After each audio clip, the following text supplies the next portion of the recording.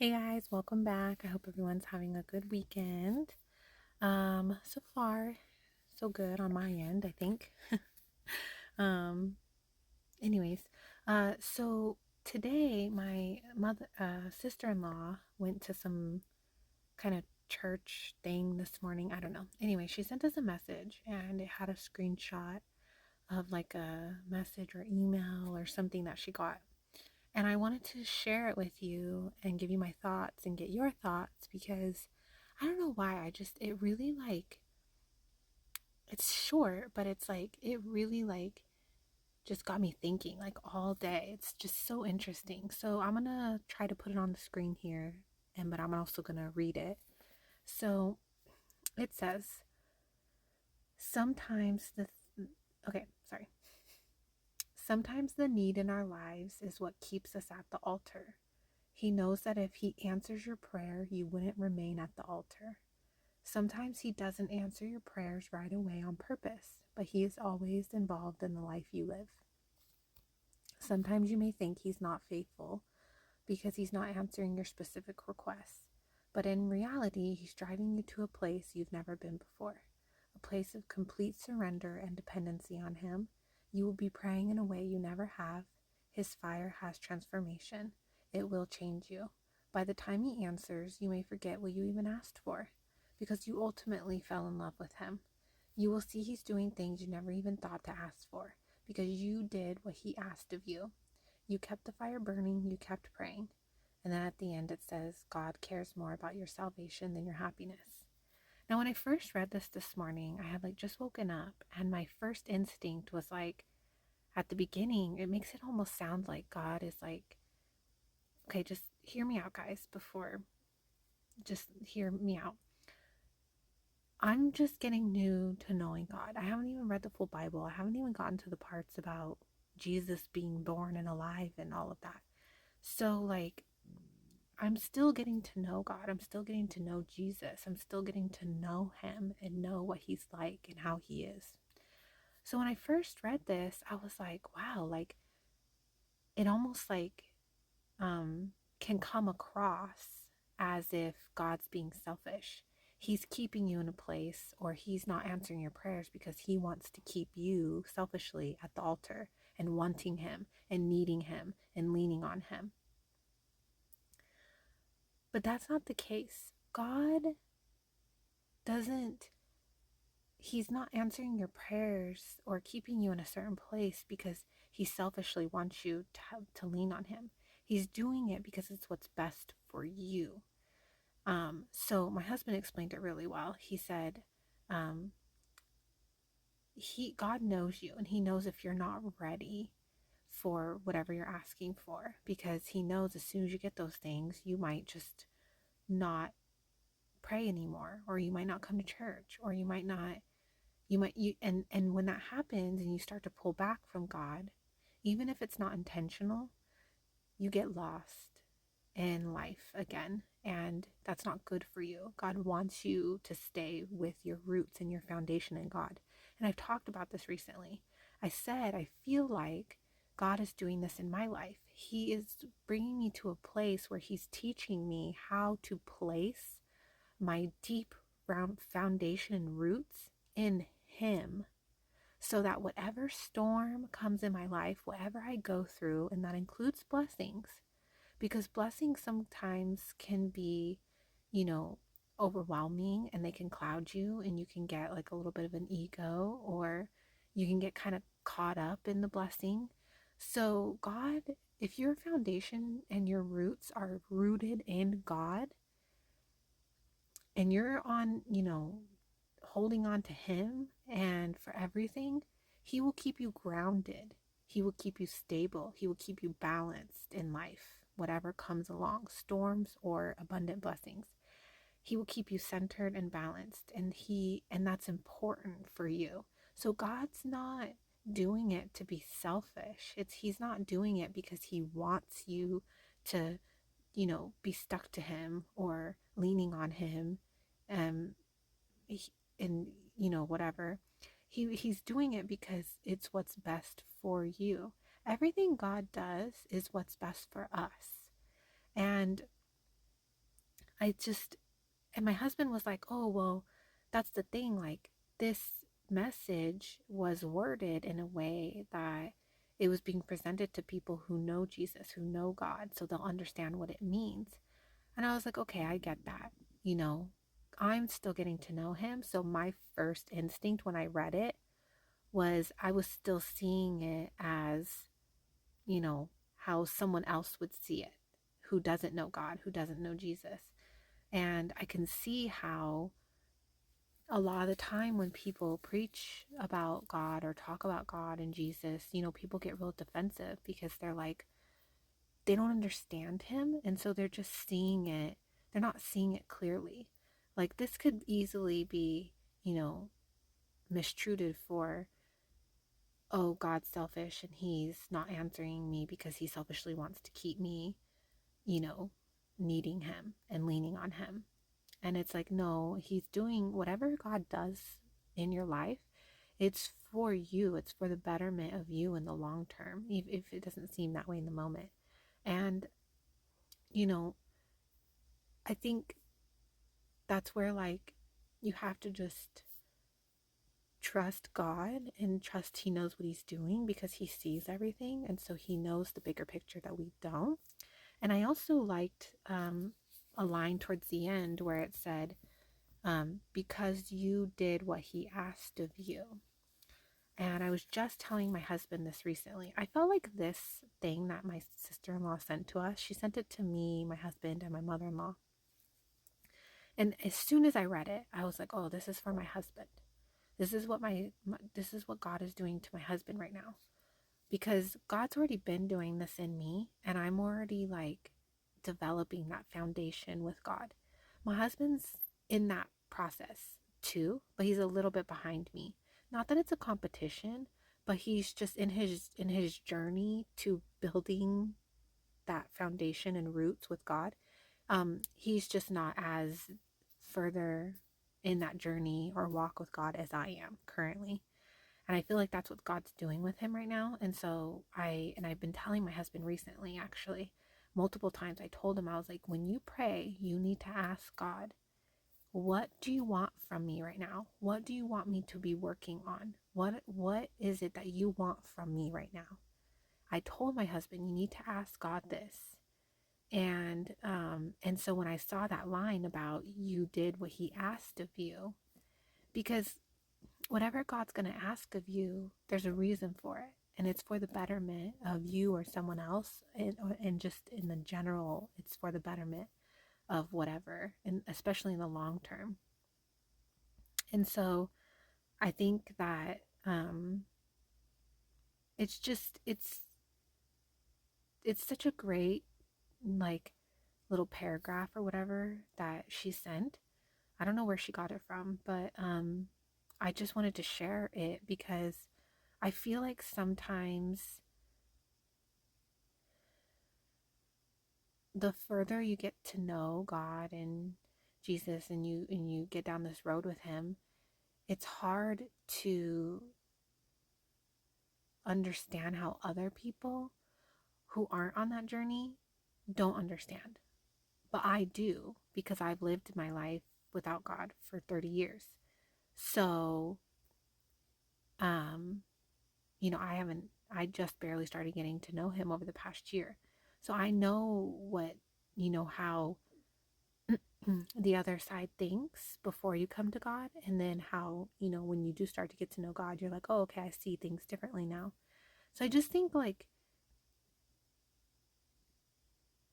I think that just sometimes we need to be um, kind with others. And I think it's our job as Christians and followers of God, of followers of Jesus. I think that we need to take responsibility and make sure that we're able to answer hard questions for others to help bring them.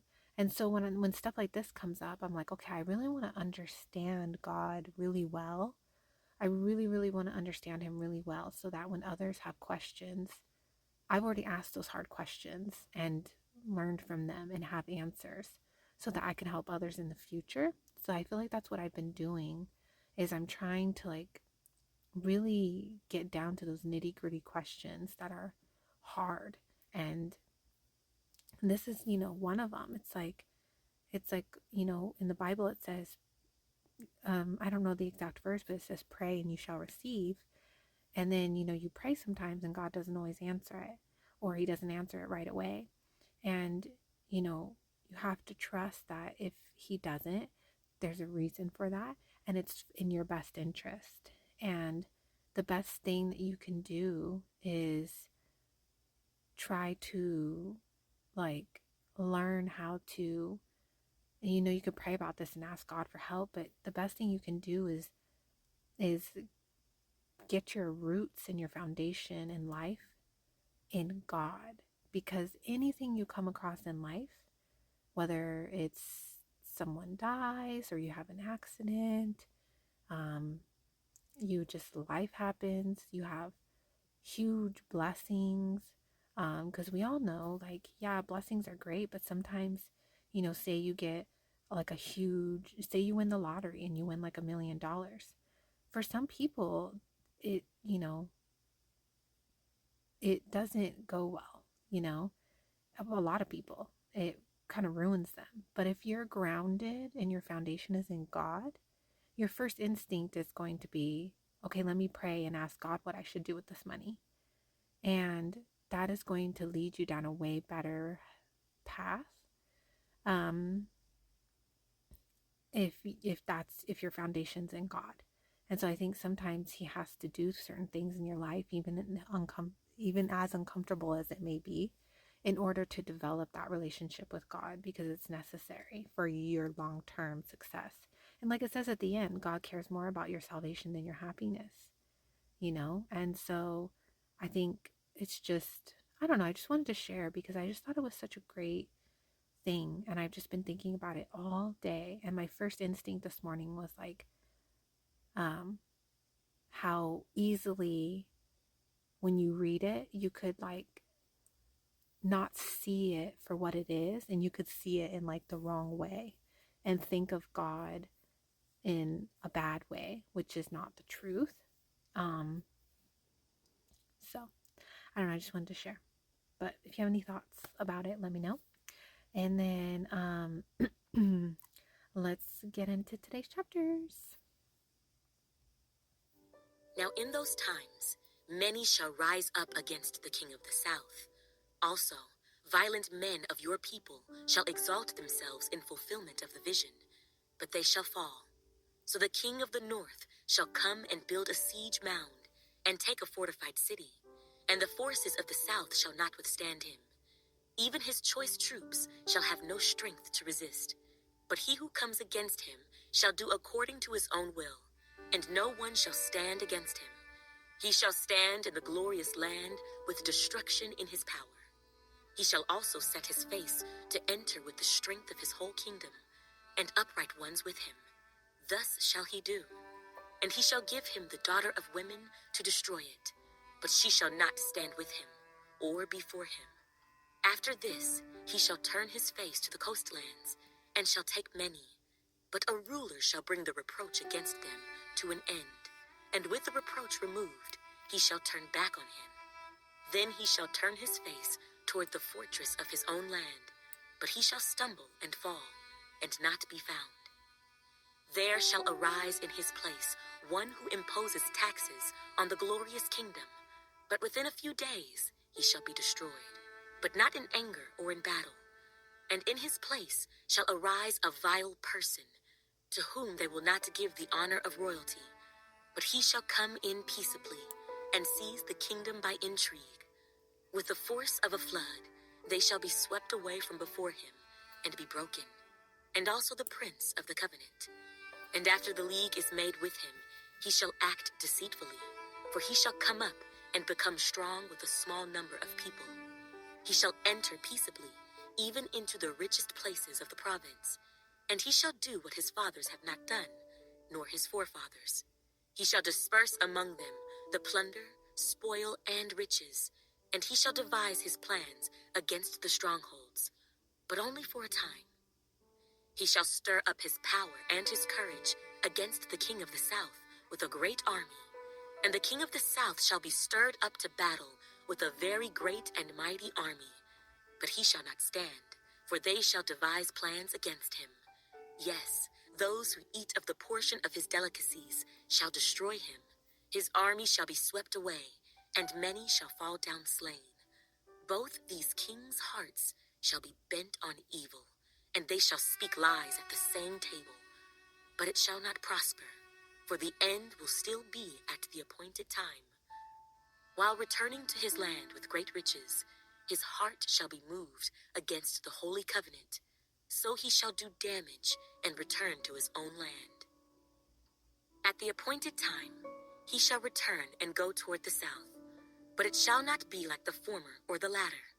For ships from Cyprus shall come against him. Therefore he shall be grieved, and return in rage against the holy covenant, and do damage. So he shall return, and show regard for those who forsake the holy covenant. And forces shall be mustered by him, and they shall defile the sanctuary fortress. Then they shall take away the daily sacrifices, and place there the abomination of desolation. Those who do wickedly against the covenant, he shall corrupt with flattery. But the people who know their God shall be strong, and carry out great exploits. And those of the people who understand shall instruct many. Yet for many days they shall fall by sword and flame, by captivity and plundering. Now when they fall, they shall be aided with a little help, but many shall join with them by intrigue. And some of those of understanding shall fall, to refine them, purify them, and make them white, until the time of the end, because it is still for the appointed time. Then the king shall do according to his own will. He shall exalt and magnify himself above every god, shall speak blasphemies against the God of gods, and shall prosper till the wrath has been accomplished, for what has been determined shall be done. He shall regard neither the God of his fathers, nor the desire of women, nor regard any God, for he shall exalt himself above them all. But in their place he shall honor a God of fortresses, and a God which his fathers did not know he shall honor with gold and silver, with precious stones and pleasant things. Thus he shall act against the strongest fortresses with a foreign God, which he shall acknowledge and advance its glory, and he shall cause them to rule over many, and divide the land for gain. At the time of the end, the king of the south shall attack him, and the king of the north shall come against him like a whirlwind, with chariots, horsemen, and with many ships, and he shall enter the countries, overwhelm them, and pass through. He shall also enter the glorious land, and many countries shall be overthrown, but these shall escape from his hand: Edom, Moab, and the prominent people of Ammon. He shall stretch out his hand against the countries, and the land of Egypt shall not escape. He shall have power over the treasures of gold and silver, and over all the precious things of Egypt. Also the Libyans and Ethiopians shall follow at his heels. But news from the east and the north shall trouble him. Therefore he shall go out with great fury to destroy and annihilate many. And he shall plant the tents of his palace between the seas and the glorious holy mountain. Yet he shall come to his end, and no one will help him.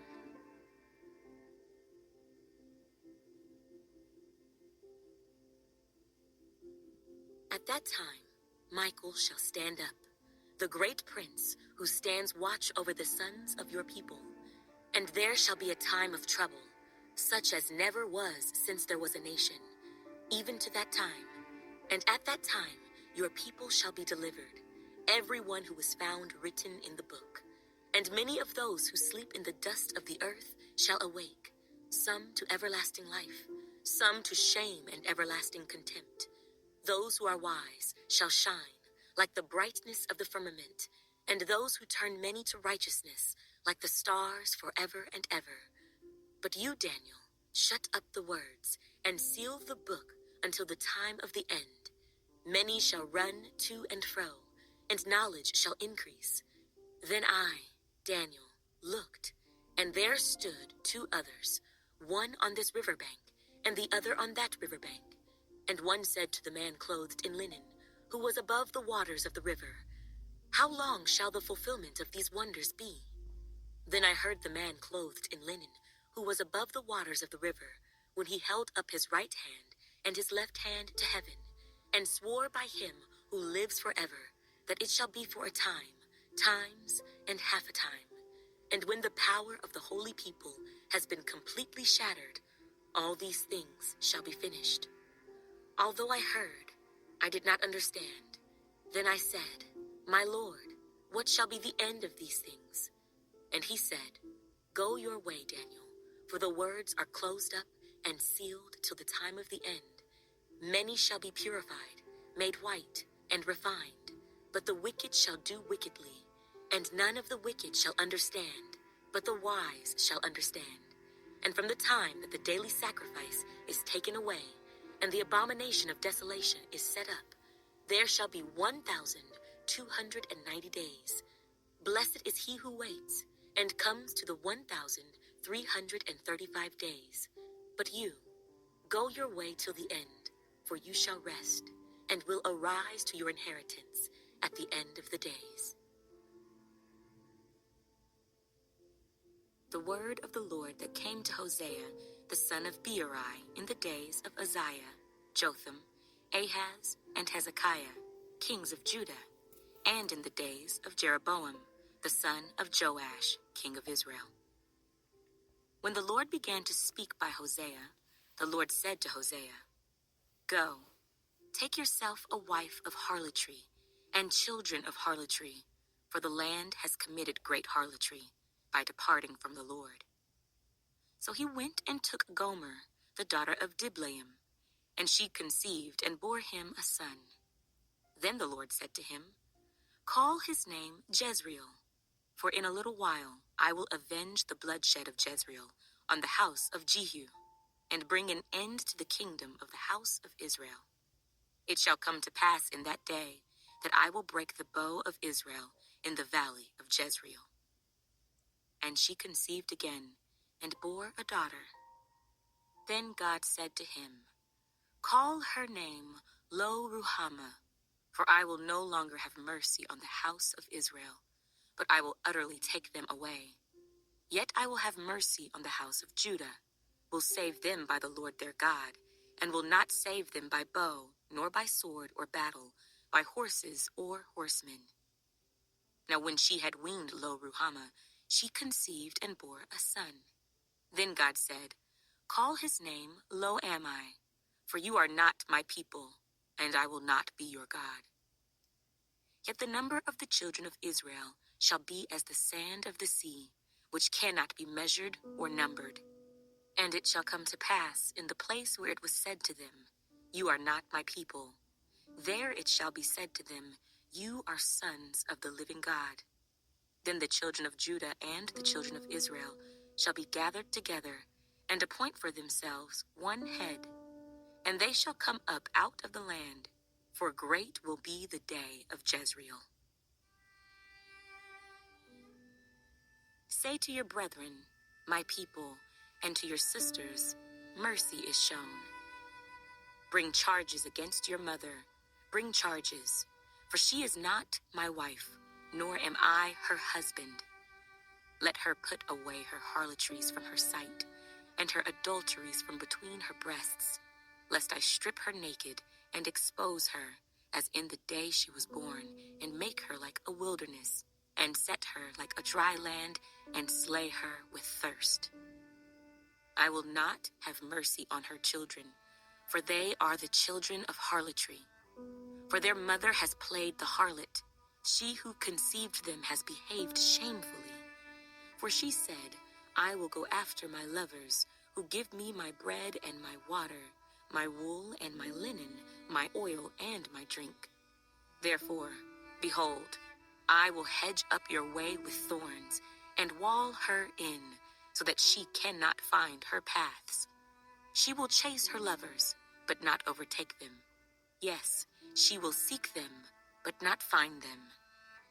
Then she will say, I will go and return to my first husband, for then it was better for me than now. For she did not know that I gave her grain, new wine, and oil, and multiplied her silver and gold, which they prepared for Baal. Therefore I will return and take away my grain in its time, and my new wine in its season, and will take back my wool and my linen, given to cover her nakedness. Now I will uncover her lewdness in the sight of her lovers, and no one shall deliver her from my hand. I will also cause all her mirth to cease, her feast days, her new moons, her Sabbaths, all her appointed feasts. And I will destroy her vines and her fig trees, of which she has said, These are my wages that my lovers have given me. So I will make them a forest, and the beasts of the field shall eat them. I will punish her for the days of the Baals to which she burned incense. She decked herself with her earrings and jewelry and went after her lovers, but me she forgot, says the Lord. Therefore, behold, I will allure her, will bring her into the wilderness, and speak comfort to her. I will give her vineyards from there, and the valley of Achor as a door of hope. She shall sing there, as in the days of her youth, as in the day when she came up from the land of Egypt. And it shall be in that day, says the Lord, that you will call me my husband, and no longer call me my master. For I will take from her mouth the names of the Baals, and they shall be remembered by their name no more. In that day I will make a covenant for them with the beasts of the field, with the birds of the air, and with the creeping things of the ground. Bow and sword of battle I will shatter from the earth, to make them lie down safely. I will betroth you to me forever. Yes, I will betroth you to me in righteousness and justice, in loving kindness and mercy. I will betroth you to me in faithfulness, and you shall know the Lord. It shall come to pass in that day that I will answer, says the Lord. I will answer the heavens, and they shall answer the earth. The earth shall answer with grain, with new wine, and with oil. They shall answer Jezreel, then I will sow her for myself in the earth, and I will have mercy on her who had not obtained mercy. Then I will say to those who were not my people, You are my people, and they shall say, You are my God.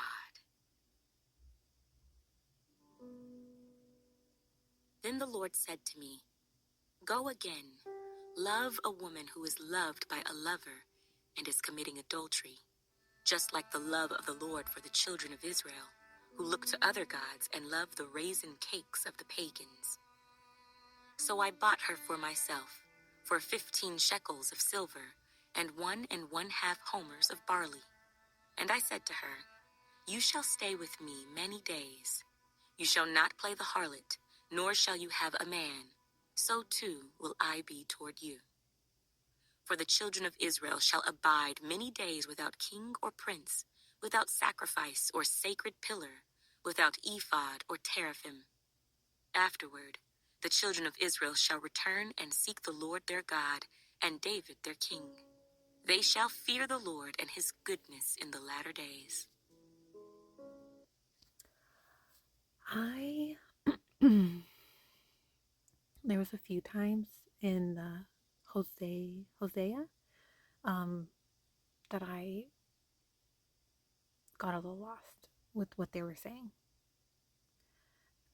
I don't even remember the exact verses, but it was a little bit in chapter 1 and then a lot in chapter 2. I'm gonna have to reread those. And this whole time, I was thinking that Hosea was a girl.